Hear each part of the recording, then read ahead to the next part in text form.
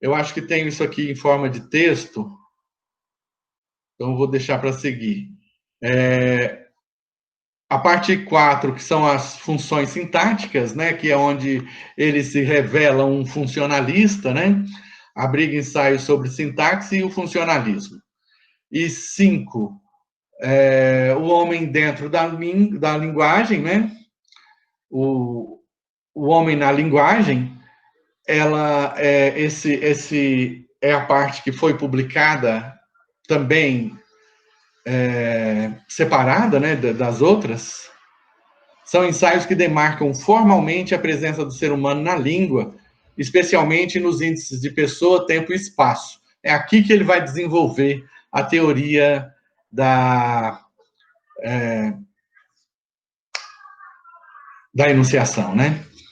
6, o léxico e a cultura. Ou léxico e cultura se compõe de análises semânticas e linguística diacrônica, enfocando questões sociohistóricas, né? Aqui é que ele desenvolve isso que eu chamei de linguística histórico-antropológica. Aí vem aqui a linguística e a epistemologia, a história e a epistemologia da linguística. Algumas coisas que eu queria falar, essa parte, né, do meu trabalho, que eu analiso as transformações, né, na linguística, e algumas coisas que eu queria chamar a atenção aqui. Benveniste arrasou, né, que todas as ciências estudam um objeto. A linguística é a única ciência que se debruça sobre uma forma, já que a língua é uma forma e não uma substância. Uma palavra não significa por si mesma. Uma palavra não é nada senão em sua relação com as outras. É sua vizinhança que delimita o significado. É interessante, porque tanto na semiótica quanto na semântica, o processamento é o mesmo, né? Então, assim, a semântica, a constituição do sentido no discurso, né, de ordem discursiva, segue a mesma operação que a constituição do significado na semiótica ou na língua. Então, ele diz, sua diferenciação em relação a outra, a diferença de um som em relação a outro, isso é a forma. Para Benveniste, a história é parte da linguagem, sendo a linguagem que, por sua permanência, constitui a história. É sempre no presente que se evoca o passado, e a língua não existe em uso na diacronia, mas na sincronia. Então, a língua, né, como eu disse antes, né, a gente usa a língua na sincronia e não na diacronia. Mas, como ele diz aqui, a história é parte da linguagem, né? A história, a diacronia, portanto, fica guardada no léxico, né? Fica guardada na linguagem. As escolhas que vão compor as relações sintagmáticas são realizadas no eixo das relações paradigmáticas. Então, para compor as relações sintagmáticas do enunciado, nós buscamos no eixo das relações paradigmáticas. Esse é o princípio da estrutura. Para descrever uma estrutura, é preciso isolar os elementos distintivos de um conjunto finito e, em seguida, estabelecer as leis de combinação desses elementos. A sociedade é uma estrutura, afirmou. Os elementos distintos, gênero, idade, situações, classes, constituem na relação entre si o jogo social. Então, você teria, né, esses elementos distintos aí, com uma relação paradigmática, né, o modelo, o paradigma, e, por outro lado,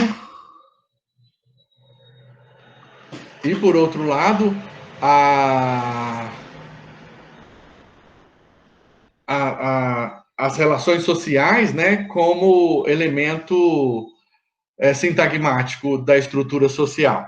A sociedade, né, é uma estrutura, afirmou, constitui a relação de jogo. Para tanto, basta haver um número finito de elementos, né, ele se repete, e que eles sejam diferentes de si. Ele não, eu, né? Porque esse aqui é o meu texto. Do Moore, né, o entrevistador, o provoca dizendo que esse pensamento é positivista e questionando onde está o signo como valor simbólico da linguagem. Então, Benveniste, em resposta, disse que seria preciso que ele, o do Moore, ultrapassasse o que entendia de forma banal por estruturalismo. Né? Eu entendo os dois, né? Porque o do Moore está fazendo aí a crítica dos estruturalistas, dos demais estruturalistas, por assim dizer, que são, não todos, né, mas aqueles que estão ali descrevendo línguas e que são contemporâneos de Benveniste. E aí ele diz que é preciso ultrapassar esse entendimento banal que se tem do estruturalismo, né? O signo é a unidade de base de qualquer sistema significante. A língua é um desses sistemas, a sociedade é outro. Mas não se pode tomar nenhum deles como um todo de significado, porque é do arranjo das partes que se constituem os signos. O estruturalismo não busca compreender a significação, mas esse arranjo das partes. A semiologia, por outro lado, sim, busca compreender a significação. Aí, quando ele usa semiologia, né, porque ele está se referindo, né, Benveniste, quando ele fala semiologia, ele está se referindo ao conjunto de semiótica e semântica. E as teorias fundamentais de Benveniste, em que ele discute o signo linguístico, aqui é uma discussão muito interessante, né? Isso que eu pensei lá da tese, né? Eu não vou ler, é grande, mas ele discute a questão da arbitrariedade do signo, né? Ele diz que Saussure usa a sua inteligência comparatista, ele usa esse termo, né? Inteligência comparatista, para se referir à inteligência do Saussure, quando ele diz que os signos são arbitrários e dá a ideia de que a arbitrariedade do signo está relacionada ao fato de que em cada língua você tem um som diferente para dizer a mesma coisa. A discussão aqui é a problemática da referência, né, o processo de referenciação, que o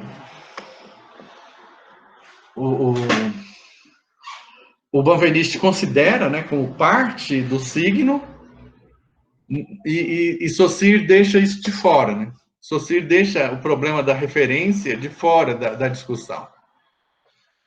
Ele diz que a língua é potente, Saussure diz que a língua é potente para fazer referência, mas ele não discute isso, que isso não vem ao caso para a formação do signo. Já o Benveniste diz que isso é impossível, né? É impossível que a gente estabeleça, a pessoa, o falante, estabeleça a relação entre o som e a coisa, significada ou representada pelo som, melhor dizendo, sem uma ligação entre elas, né? Então ele diz que a arbitrariedade do signo não está ela existe, mas não está na posição alegada por Saussure, né?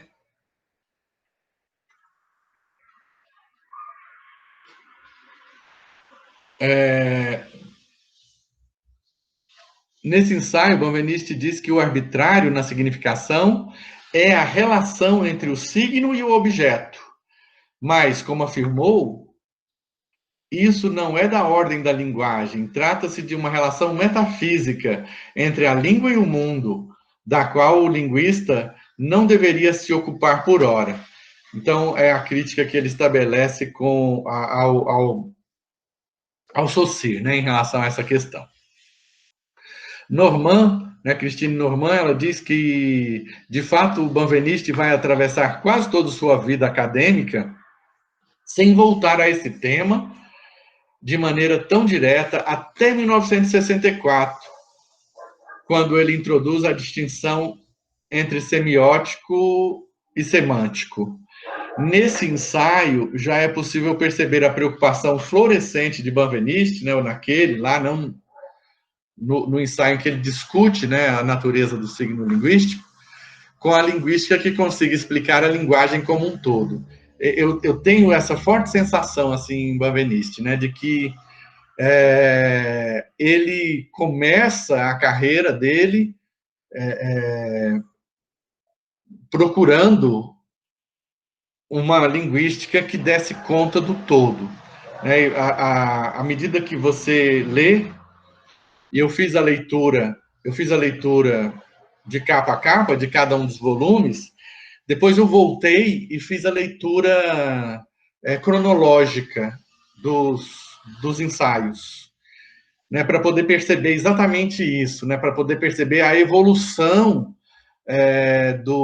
da teoria benvenistiana, né? E realmente a gente percebe isso, né? Como a Claudine Normand diz, em nenhum outro ensaio isso fica tão claro nos ensaios do início quanto neste, né? Em que ele discute a natureza do signo linguístico. Mas ele está sempre voltando nessa coisa e ele tem essa ânsia, né? Como diz também o Flores, né? De colocar o signo, de colocar, né? A linguagem, o ser humano, a cultura, a história, todas juntas, né? Como sendo da mesma ordem. Aqui a questão da discussão do sujeito é o resultado da assimilação cultural da própria sociedade, ou seja, sociedade, cultura e ser humano só existem por causa da linguagem, né? É onde eu digo que são coisas que eu quero voltar nesses conceitos em Benveniste, né? O conceito de sujeito, né? O conceito de discurso, porque ele trata esses dois conceitos com muito cuidado, com muito rigor, e né, não absolutamente da forma, como ele diz, né, que aquele estruturalismo que banaliza esses conceitos, né?